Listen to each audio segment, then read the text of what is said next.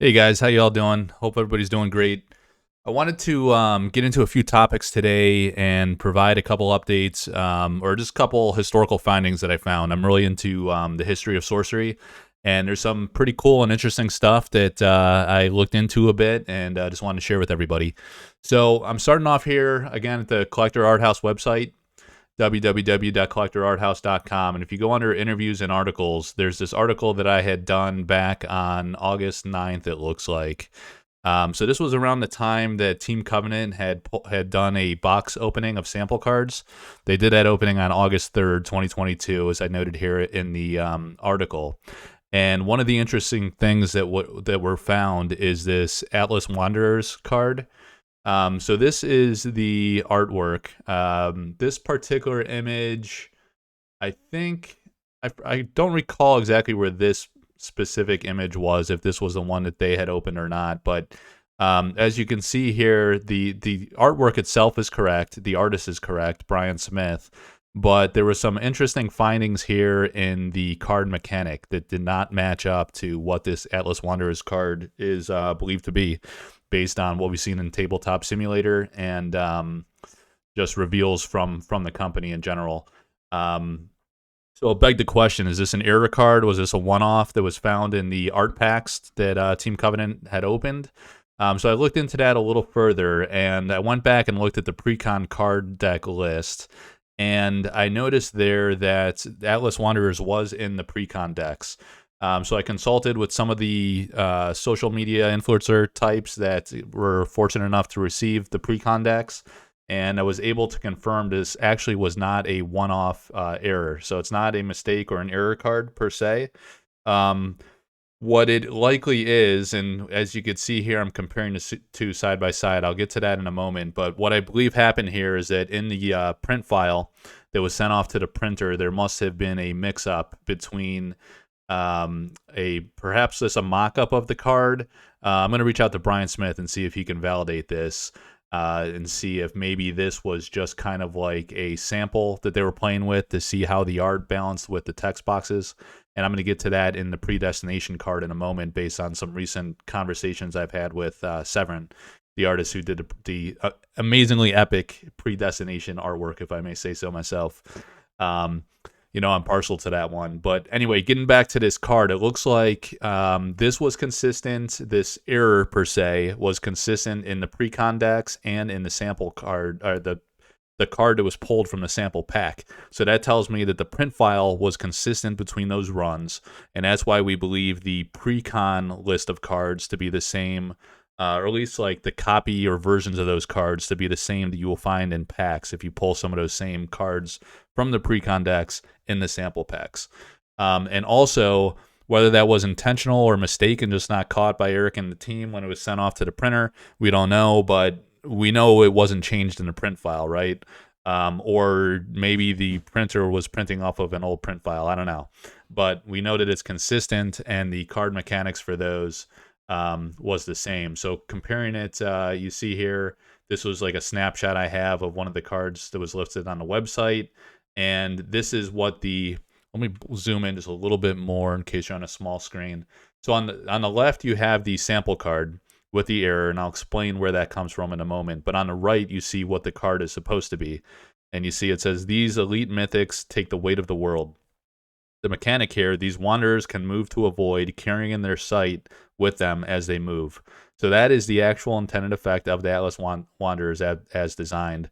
But as you come down here, and now compare the Atlas Wanderers card and the associated text from the sample card that was pulled, and compare that to the Ratanist Titan. And this was a different card with artwork by Tony Sudlow. And you see that the mechanic on these was transposed. On the Atlas Wanderers card, you get the text, the rarity and everything, and the effects and game mechanic text of that of the Ratanist Titan. So that's where the mix-up happened, and wires were crossed somehow. And then if you scroll down a bit, this was from the card that was awarded to someone in the giveaway contest from the pre-con decks. This is an actual image of that card that I was able to get from that person that won that card. So again, this is the pre-con version. that shows that same text. Down here, the precon. Up here, the one pulled by Team Covenant. And now it jogs my memory. This is the one that they pulled. So it is consistent across the two. Now let's go to a little history on Predestination, one of the cards that I'm partial to. All right, so now take a look at the Predestination paint. Oh, actually, before I get to that, one last thing on Ratanist Titan. I happen to have one of these sample cards in hand, and that is the sample card that's going to go live for auction tonight, October 5th at 8 p.m. Eastern Time. So this is an incredible card. You see this is the intended correct text and mechanic for this card. It's an elite rarity, so it's extremely rare, especially for a sample card. And a couple other interesting points here. You got the 9/7 mana cost and power level. I think this changed to 7 and 6, so that was one of the design tweaks. Also, the Genesis effect was tweaked a little bit, and I think that was done to just kind of clarify how this effect is supposed to work. And you also get a some flavor text in the updated version that we saw in the latest Tabletop Simulator update in September. So a couple interesting nuances there. This is a really amazing card by Tony. If you go looking through, I'll have to post this to the Facebook page and the Discord, but there's an amazing sketch, very detailed sketch that Tony did of this as well. Really incredible. His sketches are amazing. But the final artwork is just a masterpiece. You know, the horses in here, just the flavor of it. These guys flying and getting smashed by the Titan. Just a really incredible artwork. So this is a special card. It's going to be coming for auction. All right, so let me go to Predestination, right? So this is the painting that I actually personally purchased from Severin. You see the painting was completed in 2020. There's her signature and the year. Take note of the painting, right? And then maybe actually what I could do is show this side by side. I'm going to pull this one down, and hopefully you'll still be able to see it. And I'm going to pull up this beauty. But look at it full screen for a moment. It's very different, right? I'll get to that in a minute. I'll blow it back up, all right? But take a look at just the art, right? So on your left, you have this art design, and you see this leaf here. If you kind of rotate this thing around and then kind of invert it, you get the layout of this art design is different than the original painting, right? So I asked Severin about this. I had thought that Eric had done this, or it was his choice, I should say, I guess, because this has happened on a few other cards too. Off the cuff, I know there's one, I think they called a Witcher or something like that. I'll have to go back and see how the name changed, but it's a Dan Seagrave artwork where he did this. There was also a reversal of a Liz Danforth card. So that's two off the cuff. That was on Mirror Realm, by the way.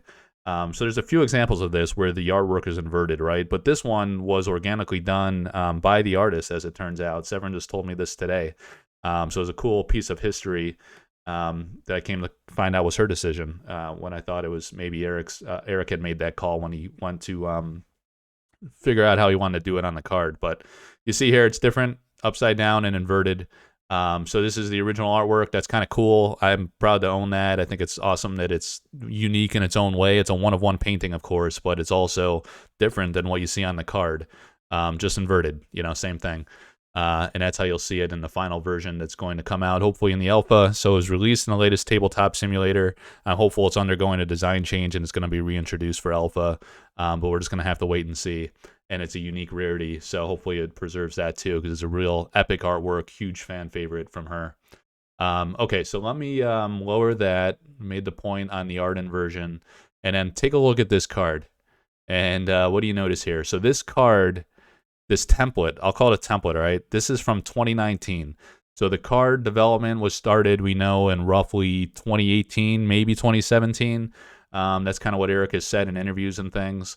And in the very early stages, he described the game as being a lot more resembling, is almost like a close resemblance of Magic the Gathering. He was kind of tinkering with those ideas and trying to enhance it, which I think kind of parallels his experience with Path of Exile too.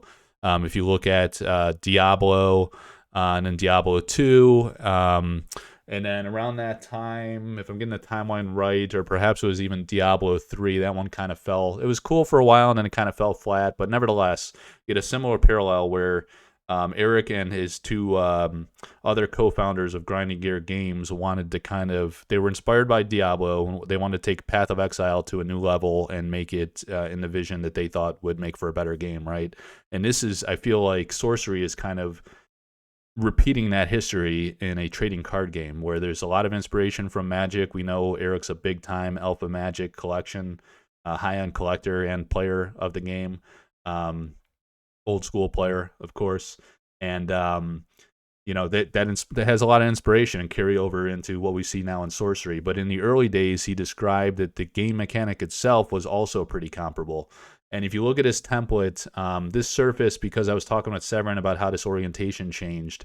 And we got into talking a bit about the history.